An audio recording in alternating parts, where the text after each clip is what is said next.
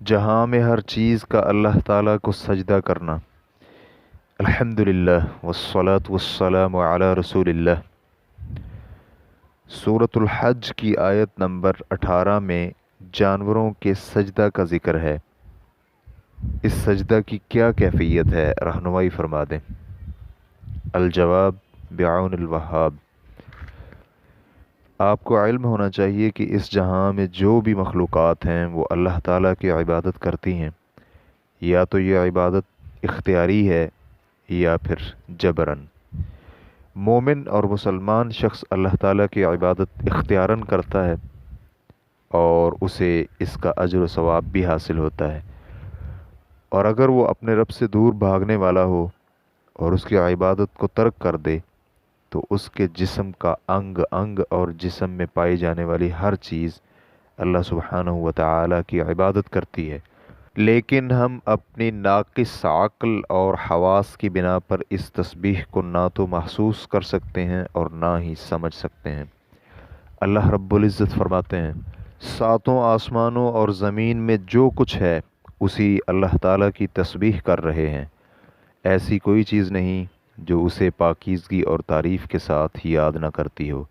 ہاں، یہ صحیح ہے کہ تم اس کی تسبیح سمجھ نہیں سکتے، وہ بڑا بردبار اور بخشنے والا ہے۔ سورۃ الاسراء آیت نمبر 44۔ مقصد یہ ہے کہ ساری کی ساری مخلوق اللہ تعالیٰ کے مطیع ہیں اور اس کی عبادت گزار ہے۔ وہ عبادت اسی طرح کرتی ہے جس طرح اس کی حالت اور وضع کے لائق ہو، لہٰذا سورج، چاند، ستارے، درخت اور جانور یہ سب کے سب اللہ تعالیٰ کے مطیع ہیں اور اسی کو سجدہ کرتے ہیں، اور ہر ایک اسی طرح عبادت کرتا ہے جس طرح اس کے لائق ہے۔ اللہ رب العزت فرماتے ہیں، کیا آپ دیکھ نہیں رہے کہ سب آسمانوں والے اور زمینوں والے اللہ تعالیٰ کے سامنے سجدے میں ہیں، اور سورج، چاند، ستارے، پہاڑ، درخت، جانور اور بہت سے انسان بھی، ہاں بہت سے ایسے بھی ہیں جن پر عذاب کا مقولہ ثابت ہو چکا ہے۔ جسے رب ذلیل کرے اسے کوئی عزت دینے والا نہیں، اللہ تعالیٰ جو چاہتا ہے کرتا ہے۔ سورۃ الحج آیت نمبر 18۔ اور ایک دوسرے مقام پر اللہ رب العزت کا فرمان کچھ یوں ہے، کیا انہوں نے اللہ تعالیٰ کی مخلوق میں سے کسی کو بھی نہیں دیکھا کہ اس کے سائے دائیں بائیں جھک کر اللہ تعالیٰ کے سامنے سر مسجود ہوتے ہیں اور عاجزی کا اظہار کرتے ہیں؟ یقیناً آسمان و زمین کے کل جاندار اور تمام فرشتے اللہ تعالیٰ کے سامنے سجدے کرتے ہیں اور ذرا بھی تکبر نہیں کرتے۔ سورۃ النحل آیت نمبر 48 اور 49۔ امام ابن کثیر رحمہ اللہ کہتے ہیں، اللہ رب العزت اپنی عظمت، جلال اور کبریائی کی خبر دے رہے ہیں، جس کے سامنے ہر چیز مطیع ہے اور جھکی ہوئی ہے، اور مخلوقات کی ساری اقسام اور اس کے خاندان اسی کے مطیع اور فرما بردار ہیں، چاہے وہ جمادات ہیں یا حیوانات، اور چاہے وہ انسانوں اور جنوں اور فرشتوں کی شکل میں مکلف ہیں۔ تو اللہ تعالیٰ نے یہ خبر دی ہے کہ جس چیز کا بھی سایہ ہے وہ دائیں بائیں یعنی صبح اور شام جھکتا ہے، کیونکہ وہ اللہ تعالیٰ کو سجدہ کر رہا ہے۔ مجاہد رحمہ اللہ کہتے ہیں، جب سورج ڈھلتا ہے تو ہر چیز اللہ عز و جل کے سامنے سجدہ ریز ہو جاتی ہے، لہٰذا اللہ سبحانہ و تعالیٰ نے کل کائنات کے سجدوں کو ثابت کیا ہے، اور بعض کے سجدے کی کیفیت بھی بیان کی کہ اس کا دائیں بائیں جھکنا سجدہ ہے۔ اس سے یہ لازم نہیں آتا کہ اس کا سجدہ 7 اعضاء پر ہو،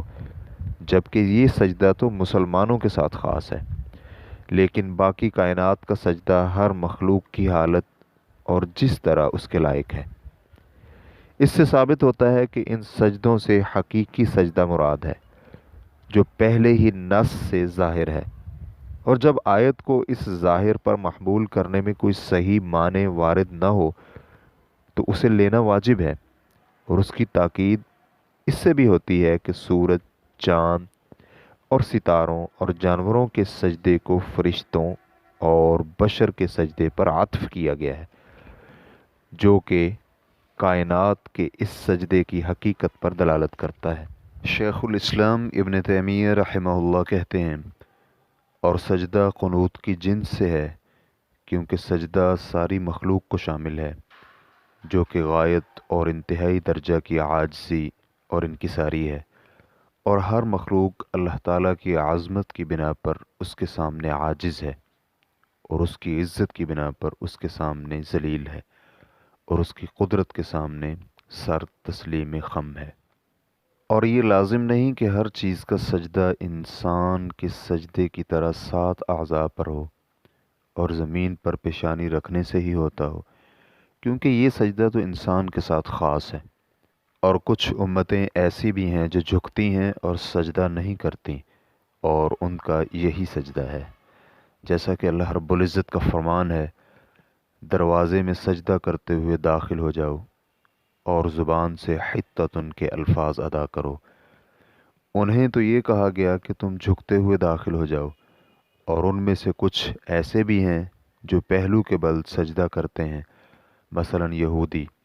لہٰذا سجدہ اس میں جنس ہے۔ جب مسلمانوں کا سجدہ عام ہو چکا اور پھیل چکا تو بہت سے لوگوں نے یہ خیال کرنا شروع کر دیا کہ ہر ایک کا سجدہ بھی اسی طرح کا ہے جیسا کہ قنوت میں ہے۔ ریفرنس کے لیے دیکھیے جامع الرسائل جلد نمبر 1 صفحہ نمبر 27۔ اور ایک دوسری کتاب میں شیخ الاسلام کا کہنا ہے، اور یہ تو معلوم ہی ہے کہ ہر چیز کا سجدہ اس کے حسب حال ہوتا ہے، ان مخلوقات کا سجدہ پیشانی زمین پر رکھنا نہیں ہے۔ ریفرنس کے لیے دیکھیے مجموع الفتاوی جلد نمبر 21 صفحہ نمبر 284۔ ان مخلوقات کے اس سجدہ میں جو کچھ داخل ہے، اس میں ان مخلوقات کا مکمل طور پر اللہ تعالیٰ کے لیے مطیع ہونا اور اس کے سامنے سر تسلیم خم کرنا، اور اس کی ربوبیت اور عظیم عزت اور بادشاہی کے سامنے کم تر ہونا ہے۔ امام ابن قیم رحمہ اللہ کہتے ہیں، یہ ذل اور قہر و عاجزی کا سجدہ ہے، لہٰذا ہر کوئی اس کی ربوبیت کے سامنے جھکا ہوا عاجز ہے، اس کی عزت کے سامنے ذلیل ہے، اور اس کی بادشاہی کے سامنے مقہور ہے۔ ریفرنس کے لیے دیکھیے مدارج السالکین جلد نمبر 1 صفحہ نمبر 107۔ اور اس طرح ان مخلوقات کا سجدہ حقیقت پر مبنی ہے جس طرح ان مخلوقات کے لائق ہے، اسی طرح وہ سجدہ کرتی ہیں۔ تو اس طرح انسان کا سجدہ وہی ہوا جو اس کے لائق ہے، اور اس کی کیفیت وہی ہے جو معروف اور عام کہ انسان 7 اعضاء پر سجدہ کرتا ہے، اور سورج کا سجدہ اس کے جس طرح لائق ہے وہ سجدہ کرتا ہے، جیسا کہ صحیح حدیث میں وارد ہے۔ ابو ذر رضی اللہ عنہ بیان کرتے ہیں کہ جب سورج غروب ہوا تو نبی علیہ الصلاۃ والسلام نے ابو ذر رضی اللہ عنہ کو فرمایا کہ تمہیں معلوم ہے کہ سورج کہاں گیا ہے؟ تو میں نے عرض کیا، اللہ تعالیٰ اور اس کے رسول صلی اللہ علیہ وآلہ وسلم زیادہ جانتے ہیں۔ رسول اللہ صلی اللہ علیہ وآلہ وسلم فرمانے لگے، وہ جا کر عرش کے نیچے سجدہ کرے گا اور اللہ تعالیٰ سے طلوع ہونے کی اجازت طلب کرے گا تو اسے اجازت دے دی جائے گی، اور ہو سکتا ہے کہ وہ سجدہ کرے اور اس کا یہ سجدہ قبول نہ کیا جائے، اور اجازت طلب کرے تو اسے اجازت بھی نہ دی جائے، بلکہ اسے کہا جائے گا جہاں سے آئے ہو وہیں سے پلٹ جاؤ، تو سورج مغرب سے طلوع ہوگا۔ یہ اللہ تعالیٰ کے اس فرمان میں ہے، اور سورج اپنے مدار اور مستقر میں تیر رہا ہے، یہ غالب اور علم رکھنے والے کی تقدیر ہے۔ ریفرنس کے لیے دیکھیے صحیح بخاری حدیث نمبر 3199۔ تو سورج کا سجدہ حقیقی سجدہ ہے جس طرح سورج کو مناسب اور اس کے لائق ہے، لیکن وہ عرش کے نیچے اللہ تعالیٰ کو کیسے سجدہ کرتا ہے، اس کی کیفیت کیا ہے، اس سجدے کی کیفیت تو اللہ رب العزت ہی بہتر جانتا ہے، اور حدیث کا ظاہر تو اس کا انکار کرتا ہے کہ سورج کے سجدہ کرنے کا معنی صرف اللہ تعالیٰ کے حکم کے سامنے سر تسلیم خم کرنا